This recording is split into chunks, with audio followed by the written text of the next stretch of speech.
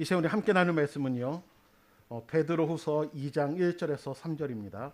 신약 성경 385페이지에 있습니다. 제가 먼저 1절을 읽겠습니다.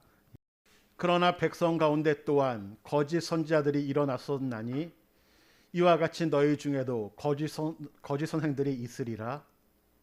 그들은 멸망하게 할 이단을 가만히 끌어들여 자기들을 사신 주를 부인하고 임박한 멸망을 스스로 취하는 자들이라.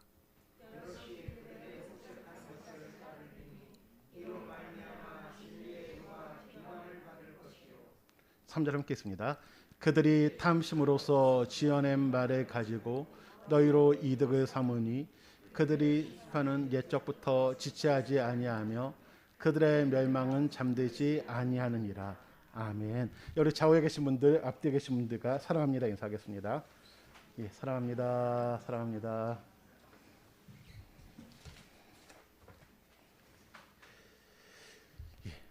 성경은 한 권입니다.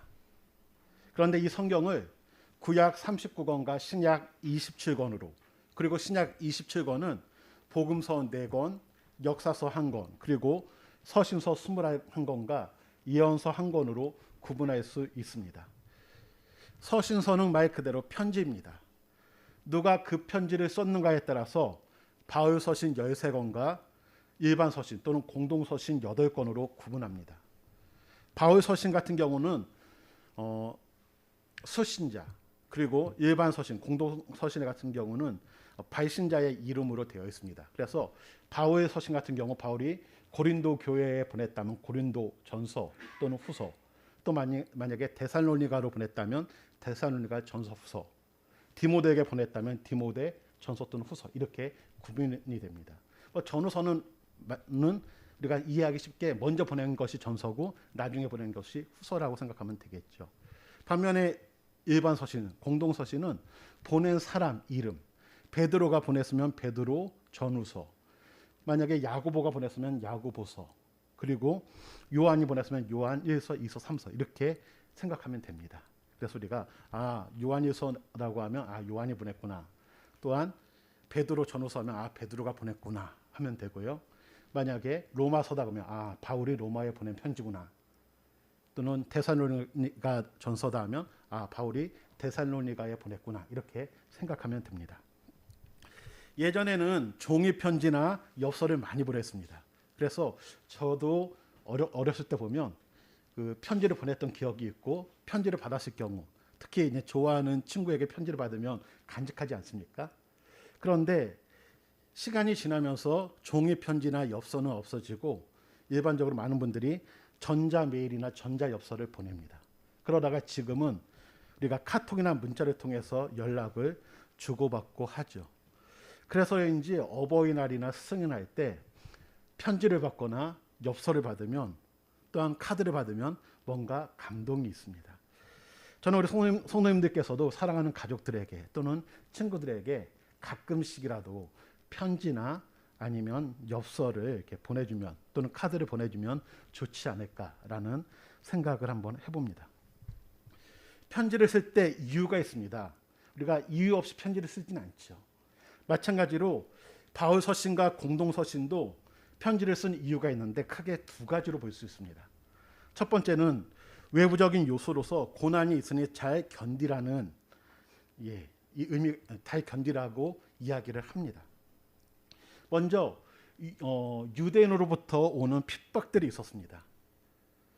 우리가 알다시피 바울을 생각하면 됩니다. 바울이 예수님을 믿기 전에는 예수 믿는 사람들을 잡아다가 가두기도 하고 그들을 돌로 치기도 하는, 그렇게 핍박을 했던 사람이죠. 우리가 알다시피 스데반 집사님이 바울이 있는 그 자리에서 죽임을 당하지 않습니까? 그런데 이후로 바울이 예수님을 만난 후 그는 복음을 전하는 복음 전도자가 됩니다. 그리고 그는 유대인들에게 얼마나 많이 고난을 당했는지 모릅니다. 고린도 후서에 보면 이렇게 이야기합니다. 내가 수고를 넘치도록 하고 옥에 갇히기도 더 많이 하고 매도 수없이 맞고 여러 번 죽을 뻔하였으니 유대인에게 40에서 하나 감한 매를 5번 맞았으며 3번 태장으로 맞고 한 번 돌로 맞고 이렇게 복음을 전하는 사람들은 유대인으로부터 이렇게 고난을 핍박을 당했던 모습들이 나타났죠. 그래서 먼저는 유대인에게 오는 핍박들이 있으니까 그 핍박을 이겨내야 된다라고 말합니다. 그리고 시간이 지나면서 로마로부터 오는 박해가 있었습니다. 우리가 알다시피 네로 황제 이때부터 10대 박해가 시작되는데 우리가 아는 베드로나 바울이 네로 때 순교를 당합니다. 히브리 기자는 그래서 이렇게 고백을 하죠. 어떤 이들은 더 좋은 부활을 얻고자 하여 심한 고문을 받되 구차히 풀러가기를 원하지 아니하였으며 또 어떤 이들은 조롱과 채찍질 뿐 아니라 결박과 옥에 갇히는 시련도 받았으며 돌로 치는 것과 톱으로 켜는 것과 시험과 칼로 죽임을 당하고 양과 염소의 가죽을 입고 유리하여 궁핍과 환난과 확대를 받았으니 이런 사람은 세상이 감당하지 못하느니라. 그들이 광야와 산과 동굴과 토굴에 유리하였느니라. 히브리 기자가 말하는 것은 무엇인가 하면 예수님을 믿었던 이 사람들은 로마 시대에서 박해가 시작되다 보니까 돌로 맞기도 하고 톱으로 켬으로 말미암아 순교당하기도 하고 또한 양과 염소의 가죽을 입고 동물의 밥으로 던져지기도 하고 그러다 보니 이들이 동굴 생활을 했다라고 말합니다. 이렇게 예수님을 믿는 사람들에게 있어서는 외부로부터 오는 고난들이 있었습니다. 그래서 바울도 베드로도 요한도 편지를 쓸 때 예수님을 믿을 때 고난이 있다. 이 고난을 이겨내야 된다라고 말합니다. 두 번째는 내부적인 요소로서 거짓 선생의 미혹에 넘어가지 말고 분별하라고 말합니다. 먼저는 율법주의자들의 미혹이 있었습니다. 우리가 알다시피 율법주의자들은 무엇을 얘기하냐면 예수님 믿으면 구원을 받는다는 사람들에게 그것만으로는 부족해. 할례를 받아야 돼. 그리고 율법을 지켜야 된다라고 말합니다. 율법 같은 경우는 도덕법과 시민법, 의식법으로 이제 구분할 수가 있는데 의식법 같은 게 제사나 할례를 말합니다. 예수님을 통해서 다 이루어졌기 때문에 우리가 굳이 할례를 받거나 또는 제사를 지낼 필요가 없죠. 그런데 그들은 할례를 받아야 된다. 또는 율법을 다 지켜야지 구원을 받는다라고 말합니다. 그런데 우리 믿는 자들, 예수님을 따르는 자들이 율법을 100% 지킬 수가 있을까요? 못 지키죠. 우리가 지키는 것이 아니라 예수님께서 지켜주신 율법을 완성하신 그 은혜로 인해서 우리는 구원을 받는 자들입니다. 그리고 예수님을 믿는 그 믿음으로 우리는 살아가는 것이고 예수님을 믿고 구원을 받았기에 우리는 하나님이 주신 법을 지키면서 살아가는 것이지 구원을 얻기 위하여 율법을 지키는 자들은 아니죠. 그래서 바울은 이렇게 얘기하죠. 우리가 의롭게 되는 것은 율법으로 말미암으면 그리스도께서 헛되이 죽으셨다. 그리스도의 십자가 외에는 자랑할 것이 없다라고 말합니다. 예수님께서 우리를 위하여 죽으셨고 그 은혜로 우리가 구원을 받았기에 우리는 십자가를 자랑하는 것이다. 만약에 우리가 율법을 지켜서 구원을 받는다면 예수님께서는 헛되이 죽은 것이다라고 말합니다. 또한 영지주의자들의 미혹이 있었습니다. 그들은 이언론 사상을 통해서 예수님에 대한 믿음과 성도들의 삶을 흔듭니다. 그들은 이렇게 얘기하죠. 영과 육이 있는데 영은 선하고 육은 악하다. 그러기에 하나님이 악한 육을 입을 수 없다라는 겁니다. 이 말은 다른 말로 하면 예수님은 성육신할 수가 없다라는 것이죠. 어떻게 하나님이 인간의 몸으로 오실 수 있는가? 그건 말이 안 된다라고 말합니다. 그래서 이들은 예수님의 성육신을 부인하죠. 그러나 우리가 기억할 것은 예수님은 성령으로 잉태하사 동정녀 마리아를 통하여 태어나셨습니다. 예수님께서 성육신하지 않았다면 우리의 죄의 문제는 해결될 수가 없습니다. 그래서 우리가 기억할 것은 예수님은 성육신 하셨다는 것을 우리는 꼭 믿으시기 바랍니다. 또한 이들은 이렇게 얘기하죠. 육은 어차피 악하기 때문에 선한 일을 할 수도 없고 우리의 구원은 영혼만 구원을 받는다. 육은 구원을 받는 것이 아니라 영혼만 구원을 받는다. 그 말은 또한 어떻게 연결이 되냐면 그러니까 죄를 지어도 우리와 구원과는 상관이 없고 죄가 지지 않는다라고 말합니다. 그러니까 영혼 구원에 어떠한 영향도 미치지 않기 때문에 거짓을 행해도 되고 마음대로 살아도 된다. 이런 가운데 어떤 모습이 나타나는가 하면 점점 사람들은 쾌락을 추구하게 되고 담대히 악을 행합니다. 거짓말을 수시로 합니다. 자신의 유익을 위해서라면 어떤 거짓말도 할 수 있는 모습으로 나타나죠. 어떻게 보면 구원파가 이렇지 않습니까? 죄를 지어도 죄가 되지 않는다라고 말하는 구원파 이단들의 모습들도 이 모습에서 나오는 겁니다. 그러나 우리가 기억할 것은 예수님도 바울도 베드로도 선을 행하라고 말했고요. 또한 중요한 것은 예수님은 부활하셨습니다. 바울도 베드로도 요한도 부활하신 예수님을 보았고 경험했기 때문에 우리도 그와 같이 부활할 것이다라는 소망을 가지고 그 소망을 전했습니다. 그리고 이러한 유혹에 빠지지 말라고 말합니다. 그들은 육은 어차피 악하기 때문에 악을 행할 수밖에 없다고 하지만 예수님의 제자들은 아니다. 우리는 선을 행해야 된다라고 말합니다. 신앙생활이 무엇인가? 선을 행하는 생활이고 선이란 하나님을 사랑하고 이웃을 사랑하는 생활입니다. 그래서 우리가 기억할 것은 우리로 하여금 미혹하는 자들이 있다는 것을 기억하기를 원합니다. 오늘 본문에 보면 베드로가 이렇게 얘기하죠. 거짓 선생, 거짓 선지자들이 일어나는 일은 예전부터 계속해서 일어나는 일이라고 말합니다. 그러니까 우리 거짓 선지자가 있는 것, 거짓 선생들이 있는 것은 베드로 시대 때문에 있었던 것이 아닙니다. 그 전에도 있었고 우리가 알다시피 구약 시대에도 거짓 선지자들은 있었습니다. 우리가 잘 아는 사건 중에 하나가 예레미야 사건이죠. 예레미야가 이렇게 이야기합니다. 여호와께서 내게 이르시되 선지자들이 내 이름으로 거짓 예언을 하도다. 나는 그들을 보내지 아니하였고 그들에게 명령하거나 이르지 아니하였거늘 그들이 거짓 계시와 점술과 헛된 것과 자기 마음의 거짓으로 너희에게 예언하는도다. 그러니까 하나님께서는 예레미야를 통해서 무엇을 말하냐면 거짓 선지자들이 있는데 내가 그들을 보내지도 않았고 그들에게 말하지도 않았는데 그들은 자신들이 하나님의 말씀을 말하는 것처럼 거짓말을 하고 있다라고 말하죠. 그래서 우리가 알다시피 하나님께서는 예레미야에게 유다는 멸망한다. 그러니 바벨론에게 항복해야 된다라고 말하지만 거짓 선지자 하나냐는 그렇지 않다라고 말합니다. 또한 이스라엘과 유다 연합군이 아람과 전쟁을 할 때가 있습니다. 이때도 400명의 선지자들이 있는데 그들은 거짓 선지자죠. 하나님의 말씀이 아닌 거짓말을 말합니다. 이때 하나님의 선지자인 미가야가 전쟁을 치르면 안 됩니다. 오히려 우리가 패배합니다라고 말했을 때 거짓 선지자 시드기야가 그의 뺨을 때리면서 오히려 협박하는 모습으로도 나타납니다. 또한 에스겔 시대에도 마찬가지였고 이렇게 구약 시대를 보아도 거짓 선지자들이 계속해서 존재해 왔습니다. 예수님께서도 거짓 선지자들에 대해서 말을 하셨죠. 그래서 마태복음에 보면 거짓 선지자들을 삼가라. 양의 옷을 입고 너에게 나아오나 속에는 노략질하는 일이라. 그들의 열매로 그들을 알지니 가시나무에서 포도를 또는 엉겅퀴에서 무화과를 따겠느냐.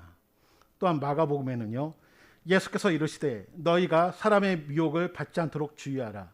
많은 사람이 내 이름으로 와서 이르되 내가 그라하여 많은 사람을 미혹하리라. 예수님께서도 미혹하는 자들이 있다라고 말씀하셨습니다. 지금도 마찬가지입니다. 우리 주변에도 우리를 미혹하는 거짓 선생들이 있다라는 것을 우리가 기억하기를 원합니다. 베드로가 거짓 교사들에 대해 이렇게 말하죠. 주를 부인하게 하여 멸망을 받게 한다라고 말합니다. 한마디로 정리한다면 이 거짓 교사들은 우리의 구원을 흔드는 자들이라는 것을 우리가 기억하기를 원합니다. 그들은 예수님의 재림을 부인하고 하나님의 심판을 믿지 않았습니다. 그러니까 예수님께서 부인하지 않는다. 하나님이 심판하지 않는다. 그래서 그들의 삶은 부패할 대로 부패하고 또한 쾌락 중심적입니다. 자신들만 그렇게 사는 것이 아니라 예수 믿는 사람들로 하여금 자신들의 삶에 함께하도록 유혹하는 모습으로 나타납니다. 또한 조금 전에 말씀드린 것처럼 예수님의 성육신을 부인하고 예수님을 믿는 믿음으로는 구원을 받지 못한다. 더 필요하다. 예수님만으로는 부족하다. 해서 무엇인가를 더 추구하게 만들죠. 결국 그들은 우리의 구원을 흔드는 것이 그들의 목적입니다.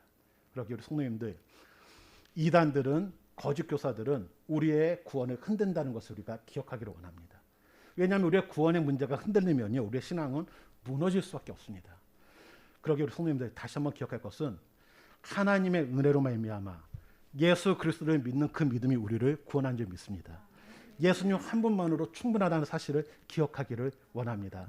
내가 무엇을 했기 때문에 선을 행했기 때문에 구원을 받는 것이 아니라 구원을 받았기에 하나님 뜻대로 살아가는 사람들이라는 것을 우리가 기억하기를 원합니다.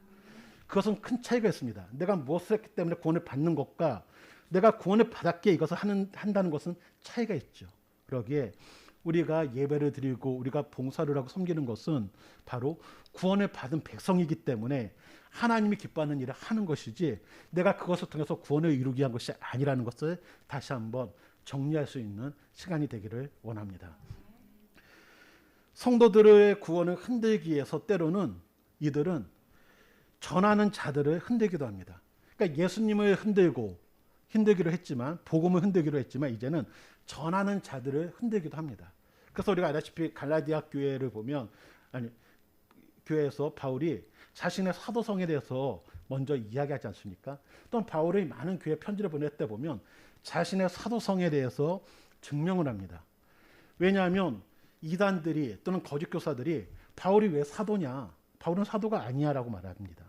바울이 사도가 아닐 경우는 바울이 전한 복음도 문제가 있어라고 반정할 수가 있겠죠. 그러다 보니까 바울은 일단 먼저 사도에 대한 설명을 한다면 사도는 예수님 당시 예수님을 따랐던 제자들을 말합니다. 그런데 사울은 예수님이 계실 때 따른 자가 아닙니다. 그러다 보니까 너는 오히려 예수님의 제자가 아니지 않냐. 이때 사울은 얘기하죠. 다메섹 상에서 예수님께서 나를 만나주셨고 나를 사도로 불러주셨다. 그래서 내가 사도가 되었다라고 말하는 겁니다. 그래서 바울은 자신의 사도성을 부인하는 자들이 있었기 때문에 자신이 왜 사도가 되었는지에 대해서 이야기하고 다른 사도들 베드로나 야고보 같은 사도들이 자신의 사도에 대해서 인정했다라고 또한 말하는 겁니다. 그러기 우리 성도님들 기억할 것은 이 이단들은 전하는 자들을 흔들고 전하는 자들과의 관계를 흔드는 자들입니다. 만약에 이단들이 우리 안에 들어올 경우 또 우리 교회에 이단들이 만약에 거짓 교사가 들어올 경우 어떤 일이 있을 것인가 한번 예상해 본다면 첫 번째는 우리의 복음에 대해서 흔들리게 하겠죠. 예수님만 정말 우리가 믿으면 구원받아 우리가 좀 더 뭔가 열심을 해야 돼. 뭔가를 더 봉사해야 돼. 더 기도해야 돼. 어떻게 보면 구원을 받았기에 저희가 하나님 뜻대로 살기 위해서 더 기도하고 섬겨야 되는데 구원을 받기 위해서 더 기도해야 된다. 더 뭐 해야 된다. 이런 식으로 요구할 때가 있습니다. 또 한 가지는 목회자와의 관계를 흔들죠. 목회자와 성도가 관계가 좋으면 말씀이 들립니다. 그러나 목회자와 성도의 관계가 깨지면 말씀은 들리지 않습니다. 가장 힘든 것이 무엇인가 하면 목회자의 관계가 틀어졌을 경우 교회 다니는 것이 쉽지가 않죠. 어떻게 보면 부끄러운 이야기지만 저도 이제 부격자 생활을 하다가 보면 가끔 담임 목사님하고의 충돌이 있을 때가 있습니다. 지금까지 생각했던 그 담임 목사님의 모습이 아닐 때 충격을 받게 되는 것이죠. 그 다음부터는 문제가 무엇인가 하면 설교가 들어오지가 않습니다. 설교가 들어오지 않는다. 말씀이 들어오지 않는다. 그럴 경우는 점점 내 영혼은 죽게 될 수밖에 없습니다. 그래서 이단들은 유혹할 때 뭐냐면 교역자와의 관계를 흔들어서 말씀을 드리지 않게 하고 교역자로 하여금 부정적인 생각을 갖도록 만들죠. 그래서 우리 성도님들 기억할 것은 이단들은 거짓 교사들은 우리의 복음을 흔들고 교역자들과의 관계를 흔든다는 것을 우리가 기억하기를 원합니다. 이 거짓 교사들은 이단들은 우리의 구원을 흔드는 자들로서 예전부터 있었고 지금도 일어나고 앞으로도 일어날 것입니다. 그래서 베드로가 우리에게 무엇을 이야기하냐 하면 이렇게 말합니다. 거짓 교사들의 미혹에 넘어가 그들의 방탕한 생활을 하지 말라고 말합니다. 어떻게 보면 이런 자들이 나타났을 때 이들을 따르는 무리들이 있습니다. 그래서 오늘 본문에서도 나와 있지 않습니까? 여럿이 그들의 호색하는 것을 따르리니 이 유혹에 넘어가는 자들이 있다라는 것을 우리가 기억하기 원합니다. 그래서 우리에게 있어서 중요한 것은 이들에 대해서 분별할 수 있는 은혜가 있기 원합니다. 그렇다면 우리가 어떻게 분별해야 될까? 이들이 거짓 교사인지 아닌지를 어떻게 분별해야 될 것인가? 베드로는 이렇게 얘기합니다. 이들은 너희로 이득을 삼는 자라고 말합니다. 그래서 그들은 하나님의 말씀이 아닌 욕심으로 지어낸 말을 한다고 말하죠. 그러니까 우리가 보면 하나님의 말씀을 전하는 자가 정말 하나님 말씀을 전하는 것이 아니라 자신의 이득을 위해서 그 말을 지어낸다고 말합니다. 그러니까 하나님의 성경을 자기가 하고 싶은 말을 하기 위한 수단으로 이용한다고 말합니다. 그리고 그들은 무엇을 추구하는 사람들인가 하면 하나님 나라를 추구하고 하나님의 영광을 추구하는 것이 아니라 이 교회에서 세상 것을 추구하는 사람들입니다. 다시 말하면 돈과 명예와 권력 그리고 성적인 것들을 교회에서 추구하려고 하죠. 우리가 보면 매스컴을 통해서 이상한 교회들의 모습들이 나오지 않습니까? 교회에서 목회자가 성도를 성폭행했다라는 이야기도 나오고, 또한 교회에서 돈의 문제, 권력의 문제가 언급될 때가 있습니다. 그래서 기억할 것은 거짓 교사들은 교회 내에서 얻고자 하는 것이 하나님의 영광이 아니라 세상의 것을 교회 내에서 추구하는 자들이라는 것을 기억하기 원합니다. 그러다 보니까 당연히 하나님의 말씀을 가지고 자신이 말을 지어내서 자신의 이득을 추구합니다.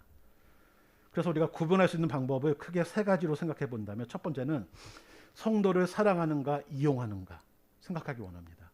정말 우리가 그분들에게 권면을 할 때가 있는데, 이 권면이 성도를 사랑해서 하는 말인가 아니면 자신의 이익을 추구하기 위해서 하는 것인가. 때로는 이럴 때가 있지 않습니까? 더 기도하세요, 또는 전도하세요, 또는 하나님 앞에 물질적인 헌신을 요구할 때가 있습니다. 그런데 이것이 정말 성도님들을 생각해서 그 말을 하는 것인가, 아니면 그것을 통해서 자신이 유익을 취하려고 하는 것인가. 우리가 알다시피 마리아가 옥합을 깨트렸을 때 제자 중에 가룟 유다가 그거 왜 깨트려, 그거로 어려운 사람 도와야지 했을 때 그가 정말 어려운 사람을 생각해서 한 것이 아니라 그것을 자신이 도둑질하기 위한 목적으로 그 말을 한 거라고 성경은 기록합니다. 마찬가지로 정말 성도님들을 사랑해서 하는 말인가, 아니면 성도님들을 이용하기 위해서 그 말을 하는 것인가를 우리가 통해서 우리는 분별할 수가 있다는 것을 기억하기 원합니다. 그리고 두 번째는 그들은 우리 성도들로 하여금 하나님을 따르게 하는가 자신을 따르게 하는가. 우리 믿는 자들, 성도들은 누구를 따라가야 되는가 하면 하나님을 따르는 자들입니다. 예수님을 따라가야 됩니다. 예수님이 가신 그 길을 우리가 따라가야 되죠. 그런데 예수님이 아닌 자기를 따라오게 만든다. 그렇다면 그것은 잘못된 선지자, 거짓 선지자이자 거짓 선생, 이단이라 말할 수 있습니다. 그리고 이 세상의 쾌락을 추구하게 하는가 아니면 하나님 나라를 추구하게 하는가를 통해서 우리가 구분할 수 있습니다. 거짓 교사들은 이 세상을 추구하게 만듭니다. 이 세상이 전부인 것처럼 말합니다. 하지만 하나님의 사람들은 하나님 나라를 추구하라고 말하죠. 우리가 죽음 후에 갈 천국이 있는가 하면 이 세상에서도 하나님 나라를 추구할 수 있지 않습니까? 그래서 우리가 구분할 수 있는 것은 성도를 사랑하는가 이용하는가, 하나님을 따르게 하는가 자신을 따르게 하는가, 이 세상의 쾌락을 추구하게 하는가 하나님 나라를 추구하게 하는가를 통해서 우리가 분별할 수 있기를 원합니다. 그런데 이것을 구분한다는 것이 쉽지가 않습니다. 왜냐하면 이단은 처음은 같지만 끝이 다르지 않습니까? 처음부터 드러나면 괜찮지만 처음에는 드러나지가 않습니다. 제가 아는 전도사님 한 분이 청년 중에 신천지에 빠진 청년이 있었다고 합니다. 그래서 거기에 막 가자고 하니까 한번 가봤답니다. 딱 가봤는데 본인이 거기서 그냥 예배를 드리고 하는데 뭐가 잘못됐는지 알 수가 없었다고 말합니다. 그렇죠. 구분하지 못합니다. 어느 정도 되고 어느 정도 된 성경 공부 단계에 들어갔을 때 그때부터 조금씩 교육이 시작되기 때문에 우리가 한번 예배 드리러 가서 이거 잘못됐다 알 수도 없습니다. 저도 전에도 제가 한번 수요 예배인가 금요 기도 때 한번 말씀드린 것 같은데, 예전에 제가 이제 탁지원 수장님하고 이단 연구하시는 분이 있죠. 그분하고 이제 이야기하는 중에 제가 이제 신천지 자료가 필요해서 물어봤더니 그분이 바로아이자 신천지라는 그런 사이트를 알려주셨습니다. 그래서 이제 제가 그냥 자료를 구하기 위해서 그 사이트에 들어갔죠. 그래서 이제 막 그거 보고 있는데 뭔가 조금 내용이 좀 이상합니다. 그래서 뭔가 좀 이상한 것 같아서 다시 소장님께 전화를 드렸죠. 가르쳐준 사이트에 들어가서 내용을 들어봤는데 좀 내용이 이상한 것 같습니다라고 했더니 어디로 들어갔는지 물어보더라고요. 그러니까 저는 못 모르고 다음 카페에서 바로아이자 신천지 들어갔는데 그것은 신천지에서 운행하는 카페고요. 소장님이 말씀하신 것은 가피풀에 있는 바로아이자 신천지였습니다. 그러니 제가 신천지에서 운영하는 데 들어가서 보니까 내용이 조금 이상. 그러니까 제가 들어가서 봐도 야 이거 완전 이상하다 이게 아니라 조금 뭔가 느낌이 좀 이상한데 이런 느낌이 들 정도이기 때문에 구분하는 것은 쉽지가 않다라는 겁니다. 그러게 우리 성도님들 그런데 기억한 것은 시간이 지나면서 드러나고 있죠. 우리가 보면 신천지에서도 그 많은 사람들의 그 재산을 가지고 그 교주가 사용하는 모습들이 나타나지 않습니까?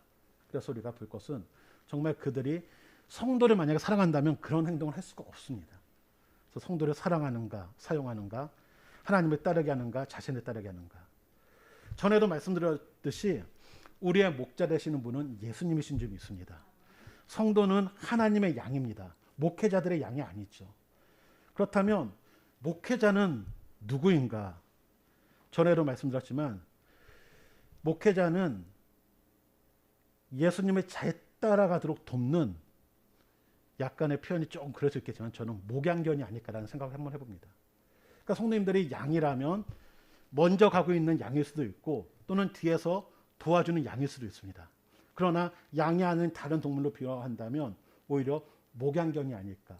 왜냐하면 이 목양견도 누구를 주목해야 되냐면 목자를 주목해야 되죠. 마찬가지로 목회자들도 누구를 주목해야 되냐면 예수님을 주목해야 됩니다. 이 목회자들도 완벽한 자가 아니고 예수님을 따라가는 자들입니다. 그래서 이 목회자들도 예수님을 따라가면서 어떤 역할을 해야 되냐면 성도들 중에서 이탈하는 사람들이 있다면 그분들로 하여금 예수님께 집중할 수 있도록 돕는 역할을 해야 되죠. 그래서 저는 목양견이라고 표현하는 이유가 무엇인가 하면 만약에 양이 잘못된 데로 간다면 개들이 멍멍거리면서 거기로 가면 안 돼. 때는 물기도 하는 것처럼 그런 역할을 하기 때문입니다. 그러기에 우리 성도님들이 기억할 것은 우리가 따라갈 분은 예수님이라는 것을 기억하기 원합니다. 목회자들도 실수할 수 있는 사람입니다. 목회자가 나를 따르려 한다면 그것은 잘못된 겁니다. 왜냐하면 우리가 고린도전서에 보면 바울이 이렇게 얘기하죠. 나는 아볼로, 나는 바울, 나는 게바, 나는 그리스도에게 속했다라고 했을 때 바울은 이렇게 얘기합니다. 너희를 위하여 십자가에 못 박힌 분이 누구냐라고 물어보죠. 그리고 바나바를 제우스라 하고 바울을 헤르메스라고 하면서 그들을 섬기려고 할 때 바울과 바나바는 옷을 찢으면서 이렇게 얘기합니다. 여러분과 같은 성정을 가진 사람이다. 여러분에게 복음을 전하는 것은 이 헛된 일을 버리고 하나님께로 돌아오게 함이라라고 얘기합니다. 어떻게 보면 바울과 바나바가 기적적인 일을 행하니까 야, 저 사람들은 신이야라고 그들을 섬기려고 합니다. 이때 바울과 바나바는 나는 당신들과 똑같은 사람이야. 하나님을 섬겨야 돼 하면서 하나님께 주목하게 만듭니다. 우리가 잘 아는 베드로도 마찬가지 아닙니까? 베드로가 안진병이를 고쳐줬을 때 사람들이 놀랍게 여기죠. 또한 베드로에게 집중하죠. 이때 베드로가 이렇게 얘기합니다. 우리 개인의 권능과 경건으로 이 사람을 걷게 한 것처럼 왜 우리를 주목하느냐. 아브라함과 이삭과 야곱의 하나님 곧 우리 조상의 하나님이 그의 종 예수를 영화롭게 하셨느니라. 그러니까 자신에게 집중했을 때 내가 집중하지 마라. 내가 한 거 아니다. 하나님이 하셨고 하나님께서 예수님을 영화롭게 하셨다 하면서 그 집중하는 영광을 하나님께 돌리는 모습이 나타납니다. 그래서 목회자의 사명은 무엇인가 하면 성도들로 하여금 하나님께 집중하게 만들고요. 하나님께 영광을 돌리게 만드는 사람들이 올바른 선생이라고 우리는 말할 수 있습니다. 그래서 성경은 이렇게 얘기하죠. 진리를 가르치고 잘못을 책망하며 바로잡게 하고 의로 훈련시키기 위한 유익한 책인 성경을 통해서 성도들을 하나님의 사람들로 온전하게 하고 모든 선한 일을 행한 능력을 갖추게 하는 자들이라고 말합니다. 그러게 성도님들 신앙은 생활입니다. 그러게 우리 믿는 자들의 생활은 하나님이 기뻐하는 삶을 살아야 되고 말씀을 통해서 우리가 하나님이 원하시는 온전한 사람, 선을 행하는 능력을 갖추는 사람으로 우리가 성장해야 될 줄 믿습니다. 말씀의 결론을 맺겠습니다. 우리는 하나님의 은혜로 말미암아 예수님을 믿는 믿음으로 구원을 받았습니다. 이 믿음이 흔들리지 않기를 주님의 이름으로 축원드립니다. 그러나 안타까운 것은 우리를 흔드는 자들이 있다라는 겁니다. 예수님에 대해서 부인하게 만들고 또는 예수님에 대해서 부족하다. 우리가 구원받기 위해서 무엇인가를 해야 된다라고 요구할 수도 있습니다. 그 유혹에 넘어가지 아니하기를 원합니다. 기억할 것은 우리는 예수님의 은혜로 구원을 받은 것이고 우리가 하는 일들은 하나님의 자녀가 되었기 때문에 하나님이 기뻐하는 일을 한다라는 것을 우리가 기억하기 원합니다. 내가 예배 드리는 것도 하나님께 구원받은 자로서 그 은혜가 감사하고 이제는 하나님 뜻대로 살고자 예배를 드리는 것이요, 선을 행하는 것도 마찬가지죠. 그러기에 우리가 그것을 다시 한번 기억하기 원합니다. 우리가 우리 주변에 우리의 믿음을 흔드는 거짓 교사들이 있을 수 있다는 것을 늘 기억하면서 우리가 더욱더 주님께 집중하고 말씀을 통하여 하나님이 원하시는 방향으로 더욱더 가까이 갈 수 있기를 주님의 이름으로 축원드립니다. 또한 더불어서 저희 목회자들이 또한 저희들이 성도님들을 사랑하고 하나님의 말씀으로 잘 양육할 수 있는 우리 교육자들, 목회자들이 될 수 있게 달라고 계속해서 기도를 부탁드립니다. 이 시간에 같이 함께 찬양하고 싶은 노래가 있는데 주님 약속하신 말씀 위에서라는 찬양이 있습니다.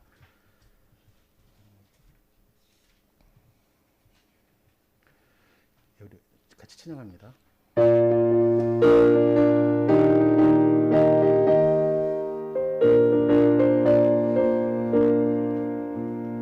주님 약속하신 말씀 위에서